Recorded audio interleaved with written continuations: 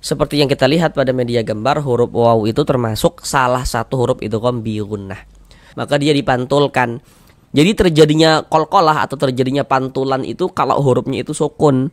Kalau hurufnya tidak sukun, ya tidak terjadi qalqalah begitu.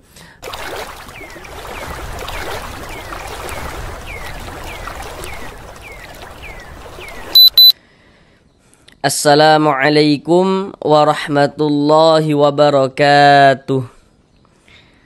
Apakah Bapak dan Ibu, saudara semuanya masih belum lancar di dalam membaca Al-Quran, kemudian masih belum memahami ilmu tajwid, ataupun sudah pernah belajar ilmu tajwid namun kesulitan dalam memahaminya? Mari simak video ini hingga akhir. Insyaallah setelah Bapak dan Ibu mengikuti video pembelajaran yang kami buat ini, insyaallah akan bisa langsung memahami ilmu tajwid Al-Quran dengan mudah. Di sini kami berusaha menyajikan video pembelajaran Al-Quran dengan penjelasan tajwidnya yang pelan-pelan supaya dapat memudahkan Bapak dan Ibu saudara semuanya dalam berusaha untuk memahami ilmu tajwid Al-Quran. Karena dengan kita mempelajari ilmu tajwid kemudian kita memahaminya, maka tentulah akan memperbaiki dan juga akan melancarkan bacaan Al-Quran kita. Semoga Allah Subhanahu wa Ta'ala berikan kemudahan dalam usaha Bapak dan Ibu ya, dalam berusaha untuk memahami ilmu tajwid, untuk memperbaiki, untuk melancarkan bacaan Al-Qur'annya. Kami juga selalu mendoakan semoga Bapak dan Ibu saudara semuanya senantiasa diberikan rezeki yang berlimpah dan barokah, sehingganya dengan rezeki yang berlimpah dan barokah tersebut semoga Bapak dan Ibu saudara semuanya bisa menjadi seorang ahli sedekah dan nantinya bisa beribadah umrah dan haji ke tanah suci Mekah. Amin, amin ya rabbal alamin.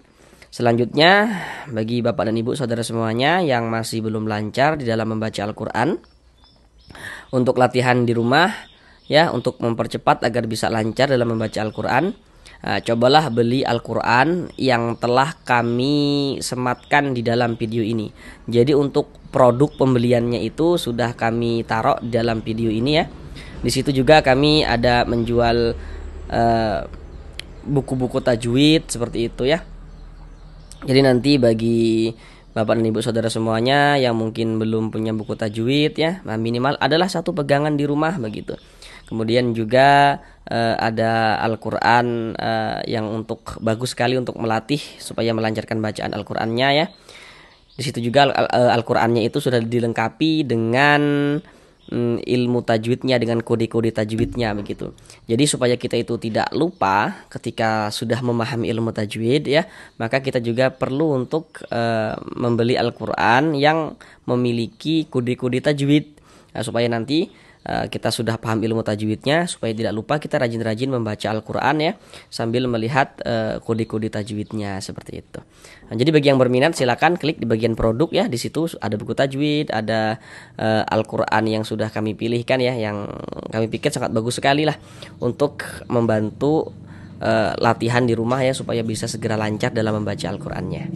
Baik, mari langsung kita mulai belajar mengaji Al-Qurannya.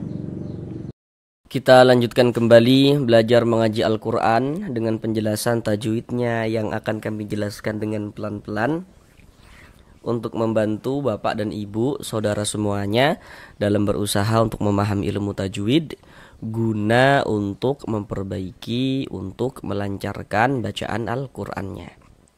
Sekarang ini kita masih melanjutkan kembali pada surah Ali Imran ayat yang ke-41. Karena kemarin pada surah Ali Imran ayat yang ke-41 ini kita bagi menjadi dua bagian supaya durasi videonya tidak terlalu lama, karena di sini kami berusaha untuk menjelaskan tajwidnya itu dengan pelan-pelan. Jadi target yang kami buat itu ya, dengan penjelasan tajwid yang pelan-pelan itu semoga bisa langsung dipahami ilmu tajwidnya begitu. Jadi kita belajarnya itu pelan-pelan saja, sedikit-sedikit saja. Yang terpenting targetnya itu semoga bisa langsung dipahami.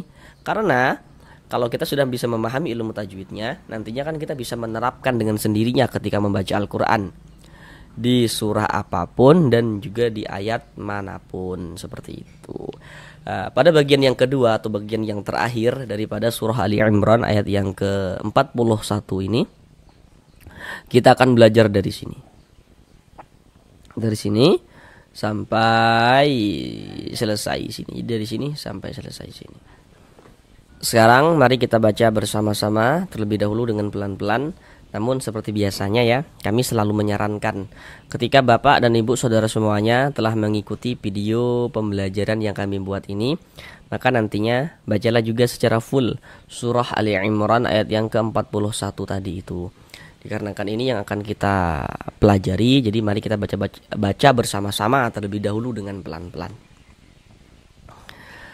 A'udzu billahi minasyaitonir rajim.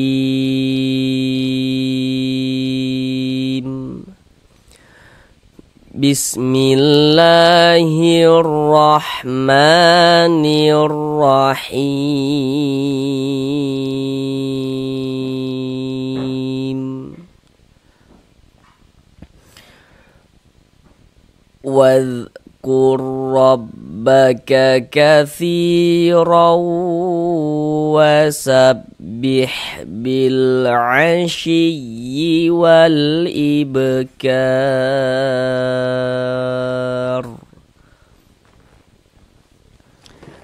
Sekarang mari sama-sama kita pelajari tajwidnya dengan pelan-pelan.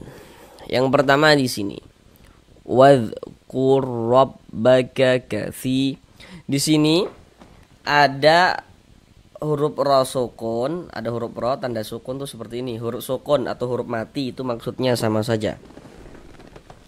Huruf ro sukun bertemu dengan huruf ro.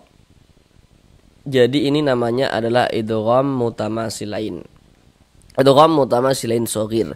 Jadi idgham mutamasilain shaghir itu terjadi apabila ada dua huruf yang sama. Huruf yang satunya itu sukun dan huruf yang satunya itu berharokat. Huruf yang satunya sukun, setelahnya itu hurufnya yang satunya lagi berharokat. Nah, contoh kayak gini nih. Nah, ini huruf yang pertama, huruf ro-nya itu ya, tadi bertemunya dua huruf yang sama. Nah, ini bertemunya dua huruf yang sama ya. Huruf yang pertama itu sukun. Nah, ini hurufnya sama, huruf ro bertemu ro, hurufnya sama. Huruf pertama ini sukun, huruf ro yang pertamanya sukun. Setelahnya huruf ro yang setelahnya itu dia berharokat. Nah, atau huruf ro yang pertamanya mati, yang kedua huruf ro-nya itu hidup. Nah, intinya itu kalau dua huruf yang sama bukan hanya terjadi pada huruf ro, pada huruf yang lainnya juga bisa. Yang terpenting dua huruf yang sama. Yang satunya hurufnya itu sukun dan yang satunya tuh hurufnya itu berharokat seperti itu. Ini huruf ro pertama ini sukun, ini tanda sukun tuh seperti ini. Huruf ro yang satunya ini berharokat. Nah, maka dinamakan dengan idgham mutamasilin shaghir. Nah, maka ini cara membacanya itu huruf ro sukunnya dia masuk melebur ke huruf ro yang berharokat ini ya. Kemudian tidak didengungkan ya. Jangan dibaca wakur gitu kan, jangan. Pendek saja. Wadhkur gitu. Jangan dibaca wadhkur dipanjangkan gitu, jangan salah. Pendek saja ya. Wadhkur rabbaka katsi, ya, seperti itu. Nah, kemudian huruf ro ini memiliki harokat fathah kan ini ya. Nah, ini memiliki harokat fathah, maka huruf ro-nya itu dibaca tafkhim, dibaca tebal. Nah, sekali tebalkan huruf ro-nya. Nggak, pangkal lidah kita tuh naik terangkat ke atas ketika kita mengucapkannya. Itu kan ditebalkan. Jadi dimasukkan, kemudian ini huruf ro tadi kan idgham mutamasilain, di ini huruf ro sukunnya dimasukkan ke sini ya, melebur ke huruf ro yang ada harokatnya ini. Kemudian huruf ro-nya karena dia memiliki ini harokat fathah nih, tanda baca fathah nih. Baris satu di atas huruf harokat fathah atau tanda baca fathah atau baris fathah, maka huruf ro-nya dibaca tafkhim. Wadhkur rabbaka katsi, si dibaca panjang. Kenapa kok si dibaca panjang? Perhatikan media gambar di samping. Di situ ada bacaannya rumus mad tabi'i atau mad asli. Jadi mad tabi'i itu dia memiliki 3 huruf mad. Apa saja huruf-huruf mad tabi'i yang seperti warna-warna hitam itu, rumus 1 warna hitam, rumus 2 warna hitam, rumus 3 warna hitam, seperti itu. Sedangkan ini si dibaca panjang, penjelasannya itu terletak di rumus 1 yang warna hitam. Coba perhatikan rumus 1 warna hitam itu. Sudah diperhatikan ya. Kami jelaskan cara membaca cara memahami gitu, cara memahami rumus satu yang warna hitam. Di rumus satu warna hitam di situ kan dapat kita lihat ada huruf ya sukun atau huruf ya mati. Sebelum huruf ya sukun di situ ada harokat kasroh atau tanda baca kasroh atau baris kasroh itu ya. Kemudian di atas tanda baca kasroh di situ ada titik-titik kan. Nah, titik-titik di sana itu letaknya huruf yang dibaca panjang. Nah, jadi kalau kita pahami secara utuh, maka cara kita memahami rumus satu warna hitam yakni kalau kita membaca Al-Qur'an apabila bertemu dengan huruf ya sukun. Kemudian sebelum huruf ya sukun ada huruf yang memiliki harokat kasroh. Ada huruf yang memiliki tanda baca kasroh. Maka huruf yang memiliki harokat kasroh tersebut dibaca panjang. Nah, jadi kalau ada huruf ya sukun atau huruf ya mati, sebelum huruf ya sukun ada harokat kasroh, maka huruf yang memiliki harokat kasrohnya dibaca panjang. Nah, contoh dalam bacaan Al-Quran tuh seperti ini. Di sini ada huruf ya sukun, ada huruf ya, ada tanda sukun. Sebelum ya sukun sebelah sini ya, ini huruf ya sebelah sininya atau sebelah kanan daripada ya sukun ini. Sebelah kanan kan sebelah sini. Kalau sebelah sini sebelah kiri kita ya. Jadi ada huruf ya sukun sebelumnya di sini ya. Ada huruf yang memiliki harokat kasroh nih. Baris satu di bawah huruf harokat kasroh atau tanda baca kasroh atau baris kasroh. Jadi ada huruf ya sukun sebelumnya harokat kasroh. Maka huruf yang memiliki harokat kasrohnya dibaca panjang. Sehingga si dibaca panjang. Nah, begitu. Mad tabi'i panjang 2 harokat sesuai dengan rumus satu warna hitam. Katsirau, huruf ra memiliki harokat fathah atau harokat fathatain. Intinya itu dia memiliki tanda baca baris di atas seperti ini. Baik itu barisnya 1 seperti ini tadi ya, atau seperti ini barisnya 2 seperti ini, maka huruf ra-nya juga dibaca tabkhim, dibaca tebal seperti itu. Katsirau wasabbih. Tanwin setelahnya huruf waw. Nah, perhatikan media gambar di samping. Nah, itu ya di samping panah di situ, di samping panah itu ada huruf nun sukun. Kemudian ada juga harokat tanwin atau tanda baca tanwin. Harokat tanwin atau tanda baca tanwin itu pasti Bapak dan Ibu sudah tahu kalau bentuknya itu ada 3. Seperti yang di samping panah itu ada baris 2 di atas huruf miring, itu namanya adalah fathatain atau tanwin fathah. Nah, nanti ada baris 2 di bawah huruf kasrotain namanya atau tanwin kasroh. Kemudian yang satunya lagi ada namanya dhammatain atau tanwin dhammah. Jadi begini Bapak Ibu yang perlu untuk kita pahami banget untuk awal-awal, yang perlu untuk kita ingat begitu supaya nanti kita tidak kebingungan gitu dalam memahami hukum tajwid pada bagian nun sukun dan tanwin. Jadi yang perlu untuk kita ingat, kalau kita membaca Al-Quran, setiap ada nun sukun atau setiap ada tanwin, maka di situ terjadi hukum tajwid dengan kita memperhatikan huruf setelahnya. Jadi membaca Al-Quran kita nih, di mana ada nun sukun atau di mana ada tanwin, maka di situ terjadi hukum tajwid. Nah, seperti itu. Contoh kayak ini. Di sini ada salah satu tanda baca tanwin, yakni baris 2 di atas huruf. Namanya adalah fathatain atau tanwin fathah. Maka berarti di sini terjadi hukum tajwid begitu. Nah, di sini tanwin setelahnya adalah huruf waw atau tanwin sebelah kirinya adalah huruf waw. Nah, huruf waw ini yang harus kita ketahui supaya kita bisa menentukan hukum tajwidnya. Seperti yang kita lihat pada media gambar, huruf waw itu termasuk salah satu huruf idgham bi gunnah. Jadi supaya kita bisa menguasai hukum idgham bi gunnah, maka kita harus menghafal huruf-hurufnya itu. Jadi huruf yang 4 itu ya, waw, mim, nun itu harus kita hafal. Betul-betul kita hafal begitu. Supaya nanti kita tahu ketika membaca Al-Qur'an, kalau ada nun sukun atau tanwin bertemu dengan salah satu daripada 4 huruf yang di samping itu, nah, maka kita langsung tahu, oh ini hukumnya adalah idgham bi gunnah, seperti itu. Nah, nanti itu dikecualikan ya pada izhar mutlak. Nah, jadi kalau ada nun sukun atau tanwin bertemu dengan salah satu daripada 4 huruf yang di samping itu, maka hukumnya idgham bi gunnah. Nah, cara membacanya dengan cara memasukkan, kemudian disertai dengan gunnah. Nah, yang dimasukkan itu apanya? Yang dimasukkan gitu kan. bunyi non sukun atau bunyi tanwinnya itu yang dimasukkan ke huruf idghamnya. Karena di sini yang kita temui adalah tanwin, maka tanwinnya dimasukkan ke huruf waw, ke huruf idgham bi gunnahnya ini. Maka ini kita baca kasirau, jangan dibaca kasiron, jangan, tapi dibaca kasirau, kasirau, begitu. Dimasukkan, melebur ke huruf waw. Bunyi tanwinnya ini. Kemudian digunahkan. Jadi di bagian rawunya itu suaranya itu kita tahan ya, kita panjangkan sejenak sepanjang 2 harokat, kita gunahkan atau kita dengungkan. Katsiraw wasabbih bil ashiyyi wal. Di sini ada alif lam, setelahnya huruf ain. Ini huruf alif nih, huruf alifnya menempel dengan huruf ba nih. Ini huruf alif, ini huruf lam bertemu dengan huruf ain. Nah, huruf ain ini huruf apa begitu? Kita lihat media gambarnya. Kalau ada huruf alif lam bertemu dengan salah satu daripada 14 huruf yang di samping itu, maka hukumnya adalah alif lam qamariyah atau izhar qamariyah.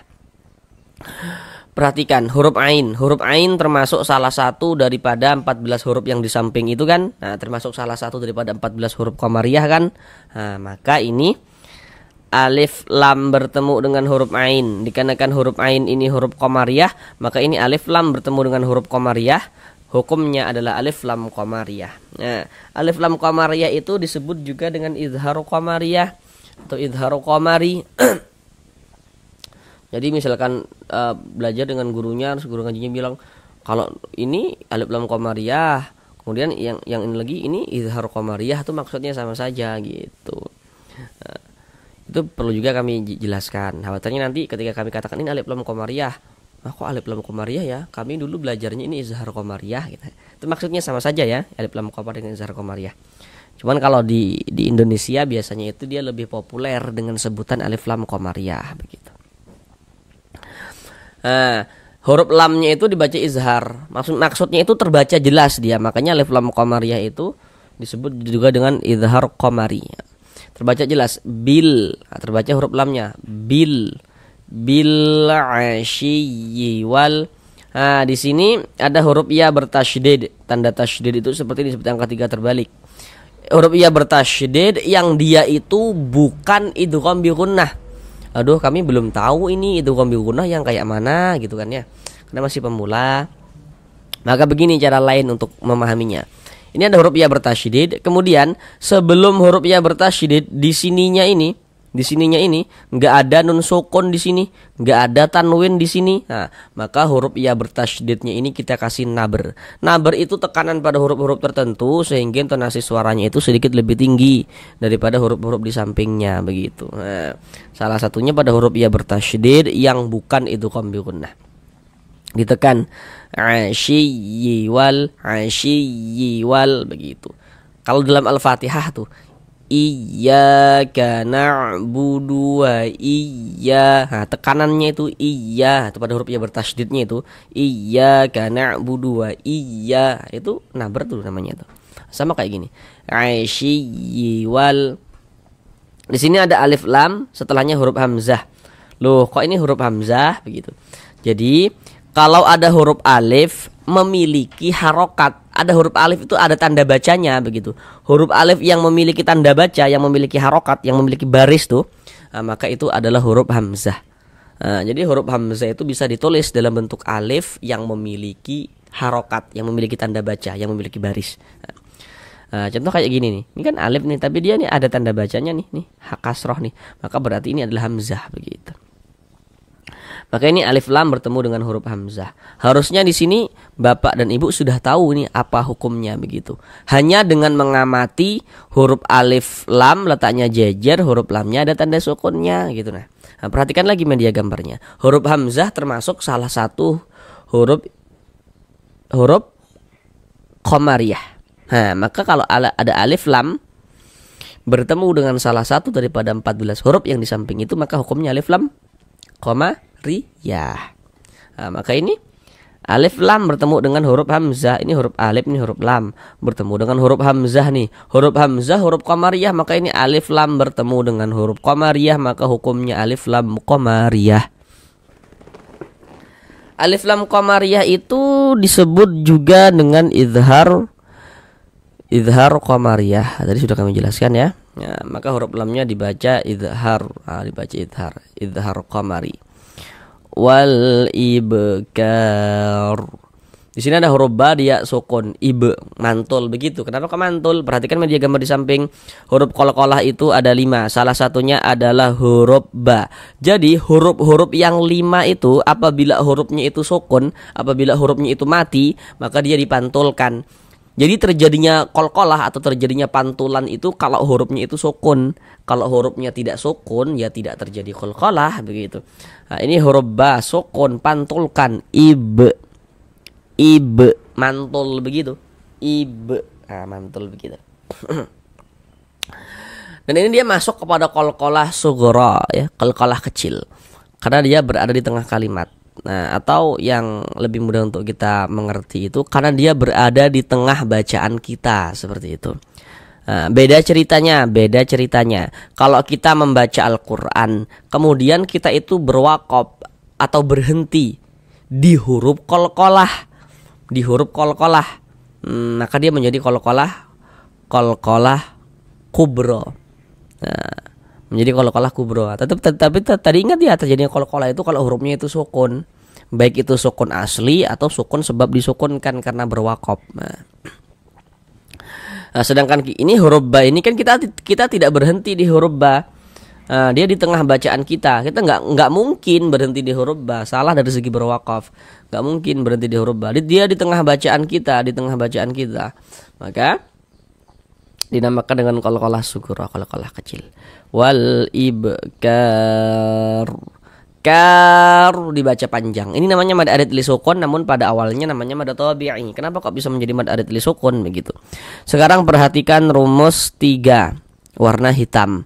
Cara kita memahami rumus 3 warna hitam, di situ kan ada alif tuh, di rumus 3 warna hitam ada alif. Sebelum alif ada harokat fathah atau tanda baca fathah. Kemudian di bawahnya itu ada titik-titik kan di situ.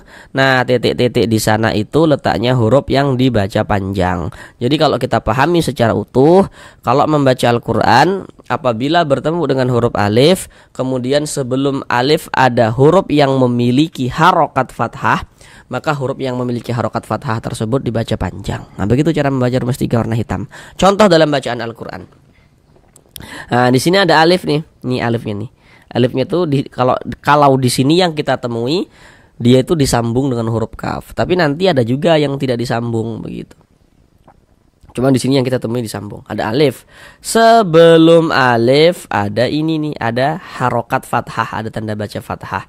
Maka huruf yang memiliki harokat fathahnya dibaca panjang. Misalnya ka dibaca panjang. Ka dibaca panjang, mad tabi'i pada awalnya sesuai dengan rumus 3 warna hitam. Kemudian mad tabi'i bertemu dengan huruf yang disukunkan. Bertemu dengan huruf yang disukunkan atau huruf yang dimatikan sebab berwaqaf, maka dia berubah menjadi mad arid li sukun. Mad tabi'i bertemu dengan huruf yang disukunkan menjadi mad arid li sukun. Huruf yang disukunkan mana? Huruf ro ini ka ditambah huruf ro yang disukunkan kita baca kar, seperti itu. Nah, mad arid li sukun itu panjangnya boleh dibaca dengan panjang 2 harokat atau 4 harokat atau 6 harokat. Yang terpenting konsisten dalam sekali bacaan.